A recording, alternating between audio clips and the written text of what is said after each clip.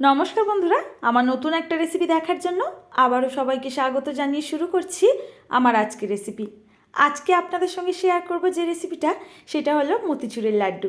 আর এটা ঘরেতে থাকা মাত্র 2 থেকে 3টে উপকরণ দিয়ে খুব সহজেই কিভাবে তৈরি করে নিতে পারেন, এই রেসিপিটি আজকে শেয়ার করব।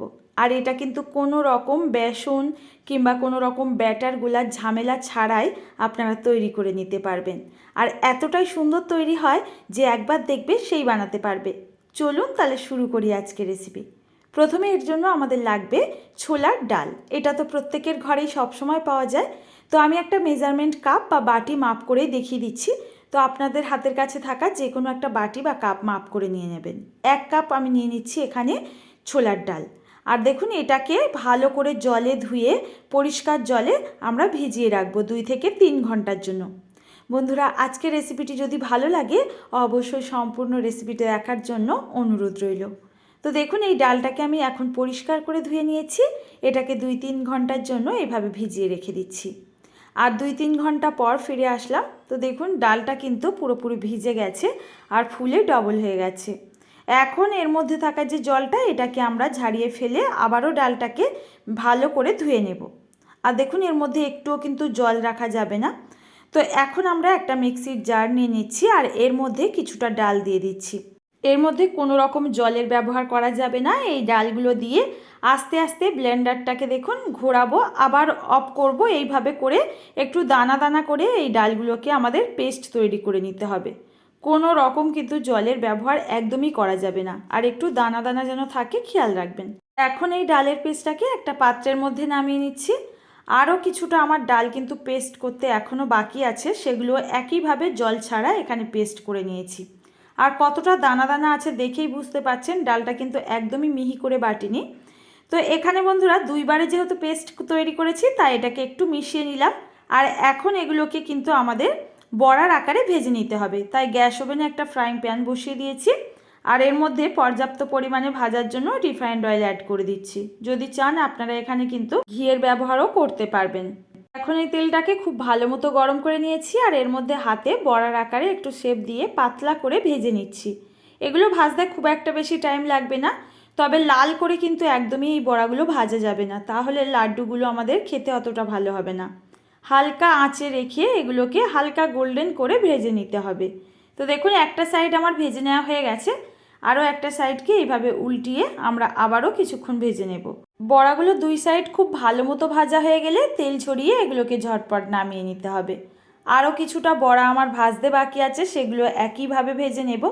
বন্ধুরা, আজকের রেসিপিটি যদি ভালো লাগে সম্পূর্ণ দেখে অবশ্যই একটা লাইক আর কমেন্ট করতে একদমই ভুলবেন না। আর যদি রেসিপিটি ভালো লাগে ফ্রেন্ড ও ফ্যামিলির মধ্যে শেয়ার করে দিতে পারেন। আরও কিছুটা ডালের বড়া আমার ভাজতে বাকি ছিল, সেগুলো একইভাবে এই তেলের মধ্যে দিয়ে দিচ্ছি। আর এগুলোকেও একইভাবে আমরা ভেজে তুলে নেব। বড়াগুলো ভাজা হয়ে গেলে এর থেকে আমাদের লাড্ডুগুলো কিভাবে তৈরি করে নিতে হবে এবারে দেখিয়ে দিচ্ছি। দেখুন, সমস্ত বড়াগুলোকে হাত দিয়ে এইভাবে একটু ছোট ছোট করে ভেঙে নিচ্ছি। আর এখন এই ভেঙে নেওয়া অংশগুলোকে আমাদের মিক্সির জারের মধ্যে দিয়ে একটুখানি দানা দানা করে গুঁড়ো করে নিতে হবে। তো একটা মিক্সির জারের মধ্যে আমি দিয়ে দিচ্ছি। একসঙ্গে সবটা দেব না, আমি অল্প অল্প করে এর মধ্যে দিয়ে দিচ্ছি। কোনো রকম কিন্তু কিছুই ব্যবহার করতে হবে না, শুধু একটু দানা দানা করে মানে সুজির মতো করে আমরা এখানে গুঁড়ো করে নেব। আর মিক্সিতে যখন এটাকে গুঁড়ো করবেন তখনই কিন্তু এটাকে অফ আর অন আস্তে আস্তে কিন্তু ঘুরিয়ে ঘুরিয়ে করতে হবে। এটাকে একবারেই যদি স্পিড বাড়িয়ে আমরা গুঁড়ো করতে যাই তাহলে কিন্তু একেবারে ধুলোর মতো হয়ে যাবে, তখন কিন্তু এটা খেতে ভালো হবে না আর এই লাড্ডুগুলো অতটা সুন্দর দেখতে হবে না। তো দেখুন, এখানে একেবারে কিন্তু সুজির থেকে একটু বড় বড় দানা করে আমি ভেঙে নিয়েছি আর একটা বড় বাটির মধ্যে এটাকে নামিয়ে রাখছি। একইভাবে কিন্তু আরও কিছুটা করে নিতে বাকি আছে, সেগুলো এই মিক্সির জারের মধ্যে দিয়ে এগুলোকেও পাউডার তৈরি করে নেব। তো বন্ধুরা, আজকে রেসিপিটি সম্পূর্ণ দেখে আপনাদের যদি ভালো লাগে অবশ্যই বাড়িতে একবার রেসিপিটি ট্রাই করার জন্য অনুরোধ রইল। এখন নিয়ে নিতে হবে চিনি আর আমাদের লাড্ডুর জন্য শিরাটাকে তৈরি করে নিতে হবে। আর দেখুন, যে কাপটা মেপে আমি ছোলার ডাল নিয়েছিলাম ঠিক সেই কাপ মেপেই এখানে 1 কাপ চিনি নিচ্ছি। আর ওই কাপেরই হাফ কাপ কিন্তু জল নিতে হবে। খুব বেশি জল ব্যবহার করা যাবে না, তাহলে লাড্ডুর পাক একদমই আসবে না, ভালো হবে না খেতে। তো এখানে গ্যাস ওভেনটা অন করে দিলাম আর এটাকে একটুখানি আমাদের গালিয়ে নিতে হবে। 2 থেকে 3 মিনিট লাগে সময় আমাদের চিনির শিরাটা তৈরি হতে। এর মধ্যে 4 থেকে 5টা মতো এলাচের দানা আমি একটু থেতো করে দিয়ে দিলাম, আর সামান্য একটু ইয়েলো ফুড কালার অ্যাড করলাম, যাতে দোকানের মতো লাড্ডুগুলো সুন্দর একটা কালার আসে। তো এই 2 থেকে 3টে উপকরণ দেখুন আমি এটাকে ভালো করে কিন্তু ফুটিয়ে নিচ্ছি 2-3 মিনিটের জন্য। আর এখন দেখিয়ে দিচ্ছি শিরাটা কিভাবে তৈরি করবেন। কোনো রকম কিন্তু 1 তার বা 2 তারের দরকার নেই, একটু চিটচিটে আঠালো শিরার আমার প্রয়োজন। এটা ফুটিয়ে নেওয়া হয়ে গেছে। এর মধ্যে পাউডার করে রাখা ছোলার ডালের মিশ্রণটা এর মধ্যে দিয়ে দিচ্ছি। এখন কিন্তু সঙ্গে সঙ্গে নাড়াচাড়া করে মিশিয়ে নিতে হবে, নাহলে সবগুলো ছোলার ডালের এই পাউডারের মধ্যে ভালো মতো চিনির শিরাটা লাগবে না, আর আমাদের লাড্ডুগুলো ঠিকভাবে কিন্তু পাক তৈরি হবে না। তো দেখুন সমস্ত কালারটাও চেঞ্জ হয়ে যাচ্ছে, দেখেই বুঝতে পাচ্ছেন এখন ভালো মতো কিন্তু মেশানো হয়ে গেছে। এর মধ্যে কিছুটা চারমগজদানা দিয়ে দিচ্ছি দোকানের মতো দেখতে হওয়ার জন্য, আর 1 চামচ ঘি দিয়ে দিচ্ছি। লাস্টে ঘিটা ব্যবহার করলাম এই কারণে, অল্প ঘিতে সুন্দর একটা ফ্লেভার আসবে তাই। আর দেখুন দানা দানা কিন্তু মতিচুরের লাড্ডুর পাক আমার একেবারে তৈরি হয়ে গেছে। কতটা সহজে এত সুন্দর মতিচুরের লাড্ডু ঘরেতেই তৈরি করা যায় আজকের রেসিপিটি দেখেই আপনারা বুঝতে পেরেছেন।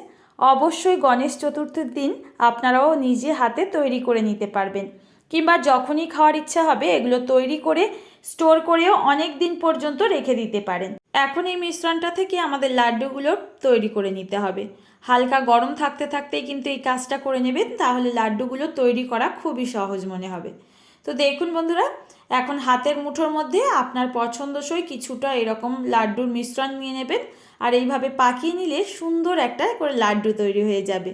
আজকের রেসিপি যদি কোথাও একটু ভালো লেগে থাকে অবশ্যই একটা লাইক করবেন, আর কমেন্ট করে রেসিপির মতামত জানাতে একদমই ভুলবেন না। নতুন বন্ধুরা কেউ এসে থাকলে চ্যানেলটিকে সাবস্ক্রাইব করে নেওয়ার জন্য অনুরোধ রইল। পাশে থাকা নোটিফিকেশান বেলটা অন করতে ভুলবেন না কিন্তু। তো দেখুন একে একে আমার সমস্ত লাড্ডুগুলো এখানে একইভাবে তৈরি করে নিচ্ছি, আর কত সুন্দরভাবে তৈরি হচ্ছে দেখুন। কেউ দেখে বুঝতেই পারবে না বাড়িতে বানানো ছোলার ডালের লাড্ডু, এটা দেখেই মনে হবে যে বাইরে থেকে কিনে আনা লাড্ডু। একইভাবে আমার এখানে সমস্ত লাড্ডুগুলো বন্ধুরা তৈরি করে নেওয়া হয়ে গেছে। এখন আপনাদের একটু দেখিয়ে দিই, আমি সুন্দর দেখার জন্য একটু কাজু বাদাম উপর থেকে সুন্দর করে সাজিয়ে দিয়েছি। তো দেখুন একেবারে পারফেক্ট লাড্ডু আমাদের ঘরেই তৈরি। এখন আপনারাও খুব সহজে এইভাবে আজকের রেসিপিটি ফলো করে বাড়িতে বানিয়ে ফেলুন ঝটপট। আজ আসি, দেখা হবে আবারও এইরকম সহজ কোনো রেসিপির সঙ্গে। ততক্ষণ সবাই ভালো থাকবেন, সুস্থ থাকবেন। ভিডিওটির সঙ্গে থাকার জন্য ধন্যবাদ।